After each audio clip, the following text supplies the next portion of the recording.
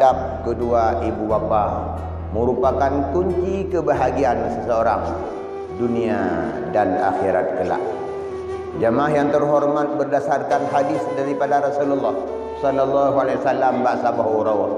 Kitanya meli sahabat, ya Rasulullah, pota yang lun buat yang kira-kira dengan bunyan bermanfaat kepada lun dunia dan akhirat. Maka Nabi menjawab, hal indaka waliduk, hai mantong na udi burung si itu. Qala, lalu anak mudanya jawab, na'am ya Rasulullah, bahkan mantong na. Andai kata urung si kata mantong udip, maka berbuat baiklah terhadap kedua mereka.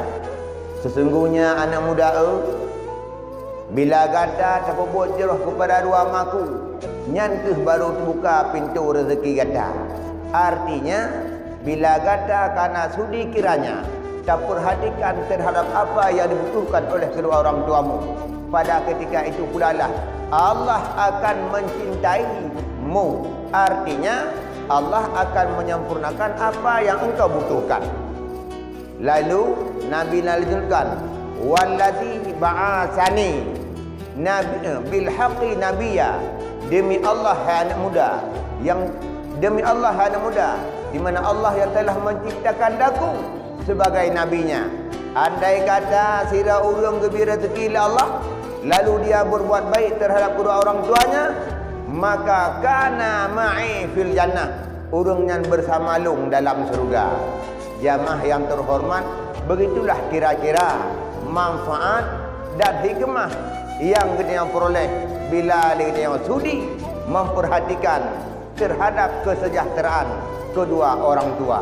Dalam kesempatan yang lain, lalu anak muda kita yang, ya Rasulullah, menyamantang udah urung cik kajuan, tapi lagi eloknya urung cik hanale, lalu bagaimana aku berbuat baik kepada kedua mereka?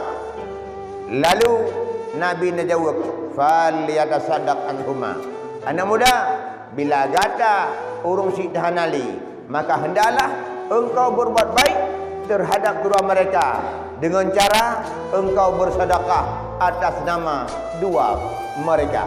Coba kita bayangkan jinawa, punya peluang kita anak tak nak berbuat jerau pada dua orang si, cukup terbuka lebar, cukup raya kesempatan, iaitu cara di kedai, cara majlis taklim, tablau kopi, tablau ia dengan kasat, ya Allah, nepetuk pahala lun kepada dua orang si lun. Bak bunga huranya berbagai ucapan yang dia ucap, baik lewat surat ikhlas maupun zikir, tahlil dan lainnya. Ya Allah, nepujat ya Allah barang yang lu bacanya kepada urung si lun. Mutulis dalam sebuah hadis, innallaha azza wa jalla la yarfa'u darajatal 'abdi fi qabri bi istighfari waladik. Allah akan angkat martabat si ramai dalam kubur karena doa anaknya sendiri di alam dunia. Nyo babungahnya puan macam yang tak ucap kudau tina kurung cik dedruk, apalagi tatem korban sedikit harta benda, baik kadang-kadang 100 ribai 200 ribai yang tak kasat ada nama dua orang cik, maka jijib ianya sabah duduk sapau le urung ahlu zikri, berarti le drawano karena sedia calak ia singa di dalam surga. Manakala bawadanya sangat butuh, yang dia butuhkan adalah air di yaumil mahsyar nantinya, karena sedia jinau mantang na cik sapang netel lampu, karena puhu lampu di dalam kubur, karena singa al qabru zulmah lam kubur seput, karena puhu lampu di belakangnya, berarti karena netel lampu dalam kubur rungci dengan niat anhuma, aduh nama dua beliau, dua mereka, umi dan ayah. Jamaah yang terhormat, andai kata sira urang na harta benda, lalu tidak peduli terhadap kesejahteraan dua orang tua, harta jena pedulihan, sementara kebahagiaan demi kebahagiaan yang kau peroleh pak masa jinawa hana pernah terlepas dari karena keberkahan usaha dua orang si, tapi hiliknya tak abaikan, gak nyanka jera dari banyak pun gedanya sampot loknya ke dewasa, tapi urung cik dalam posisi gaknya dalam keadaan derita.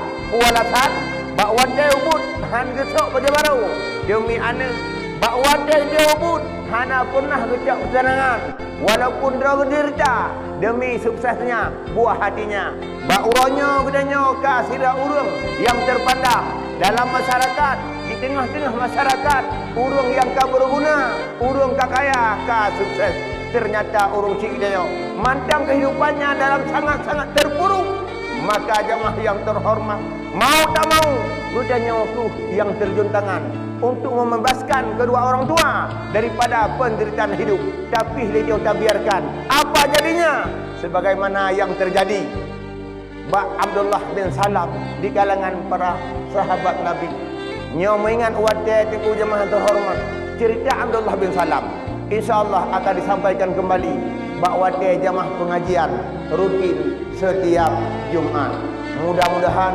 mengingat wadah yang sangat terbatas maka berkesimpulan satu-satunya cara untuk meraih kebahagiaan dunia dan akhirat tidak ada lain selain daripada memperhatikan terhadap kesejahteraan kedua orang tua.